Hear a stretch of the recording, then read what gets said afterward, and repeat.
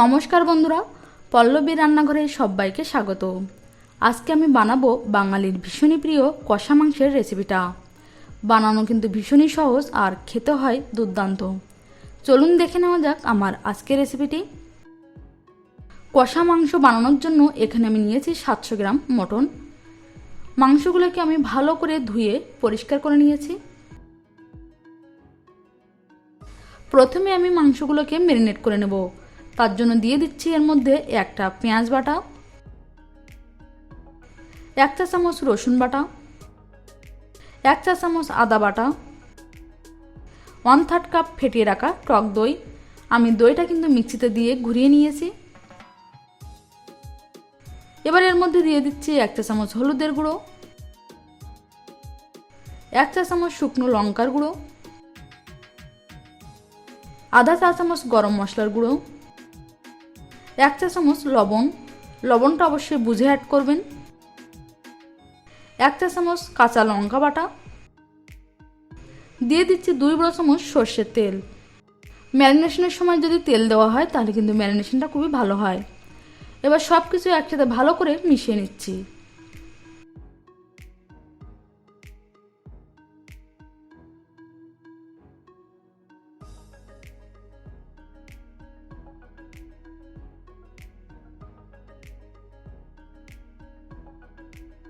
তো সব কিছু মাংসের সাথে ভালো করে মিশিয়ে নিয়েছি। এবার এটাকে আমি একটা প্লাস্টিক র্যাপ দিয়ে ঢেকে দিচ্ছি।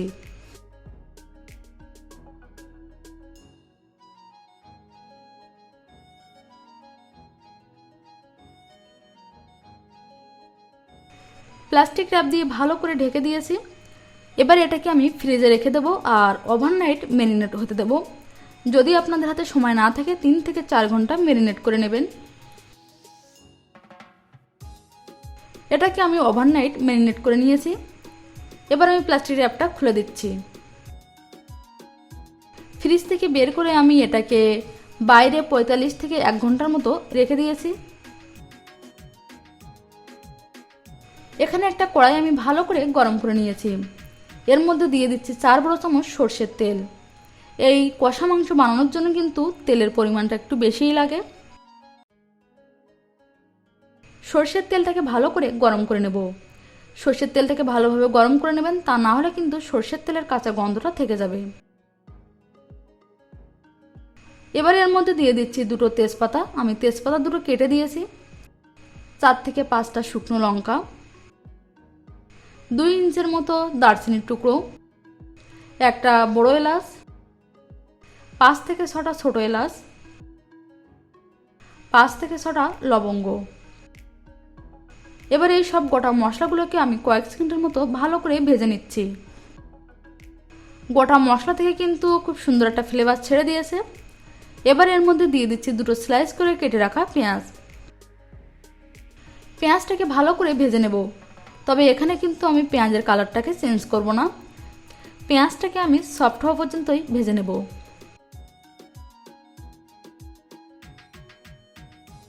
তো এখানে পেঁয়াজ আমার ভালোভাবে সফট হয়ে গেছে।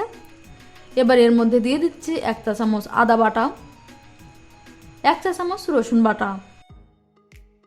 আদা রসুন বাটা দিয়ে সব কিছু ভালোভাবে মিশিয়ে নিচ্ছি।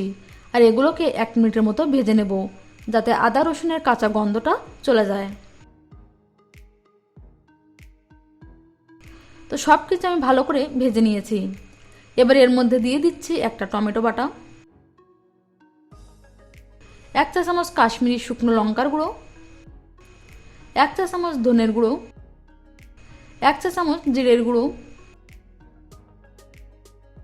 এবার এই সব কিছু আমি ভালো করে মিশিয়ে নিচ্ছি আর মশলাটাকে ভালোভাবে কষিয়ে নেব। মশলা কষাতে কষাতে একটা সময় দেখবেন মশলার কালার কিন্তু ব্রাউন হয়ে গেছে।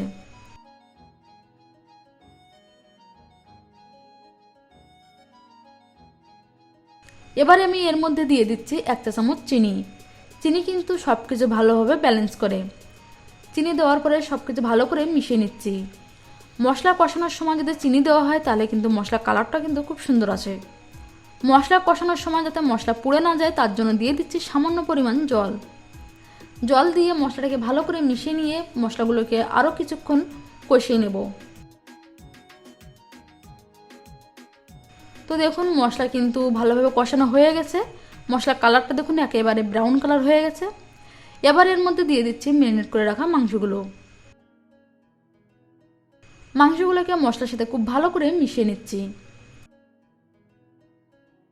কষা মাংস যদি আপনারা আলু পছন্দ করেন তাহলে দুটো আলু সেদ্ধ করে লবণ হলুদ মাখিয়ে ভেজে তুলে রাখতে পারেন। যখন মাংস রান্নাটা শেষ হয়ে যাবে ঠিক তার 5 মিনিট আগে আলুগুলো দিয়ে ভালোভাবে মিশিয়ে নিতে হবে। আমি কিন্তু এখানে আলু দিচ্ছি না। মাংস আমি মশলার সাথে খুব ভালো করে মিশিয়ে নিয়েছি। এবার এটাকে ঢাকা দিয়ে লো ফ্লেমে হতে দেব প্রথমে আমি 20 মিনিটের মতো। 20 মিনিট পরে আমি ঢাকনাটা খুলে দিচ্ছি। এবার এর মধ্যে দিয়ে দিচ্ছি স্বাদ অনুযায়ী লবণ। আমি এখানে 1 চামচ লবণ দিচ্ছি। লবণ দেওয়ার পরে মাংসগুলোকে ভালো করে মিশিয়ে নিচ্ছি। আর দেখুন মাংস থেকে কিন্তু অনেকটাই জল ছেড়ে দিয়েছে।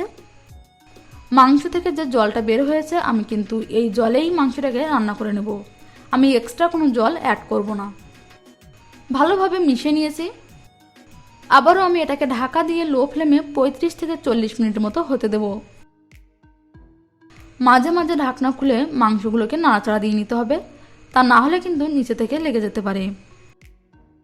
কষা মাংস আপনারা কিন্তু প্রেসার কুকারে ছিটি দিয়েও রান্না করতে পারেন, তবে কষা মাংস কিন্তু সময় নিয়ে অল্প আছে ধীরে ধীরে রান্না করলে কিন্তু এর স্বাদটা আরও বেড়ে যায়। আবারও আমি ঢাকনা দিয়ে দিচ্ছি। 35 থেকে 40 মিনিট পরে আমি ঢাকনাটা খুলে দিচ্ছি। দিয়ে দিচ্ছি 1 চা চামচ ঘি। ঘি দিলে কিন্তু কষা মাংসের ফ্লেভারটা দারুণ আসে। ঘি দিয়ে সব কিছু ভালো করে মিশিয়ে নিচ্ছি। এই কষা মাংসটা আমি প্রায় 1 ঘন্টা ধরে রান্না করে নিয়েছি। এ সময় আপনারা লবণটাকে চেক করে নেবেন ঠিক আছে কিনা। তো আমাদের কষা মাংস কিন্তু একদমই রেডি হয়ে গেছে, খুব ভালোভাবে সেদ্ধ হয়ে গেছে আর কালারটাও দেখুন খুব সুন্দর এসেছে। গ্যাসের ফ্লেমটাকে বন্ধ করে দিয়ে সার্ভিং বলে নামিয়ে নিচ্ছি। এই কষা মাংস আপনারা বাসন্তী পোলাও বা মিষ্টি পোলাও, রুটি, পরোটা, নান, বিরিয়ানির সাথে সার্ভ করতে পারেন। রেসিপিটি আপনাদের কেমন লেগেছে কমেন্টস করে জানাবেন। যদি ভালো লেগে থাকে লাইক করবেন, শেয়ার করবেন। আজ এ পর্যন্তই, আবার দেখা হবে নতুন কোনো রেসিপি নিয়ে। ততক্ষণ পর্যন্ত ভালো থাকবেন, সুস্থ থাকবেন। ধন্যবাদ।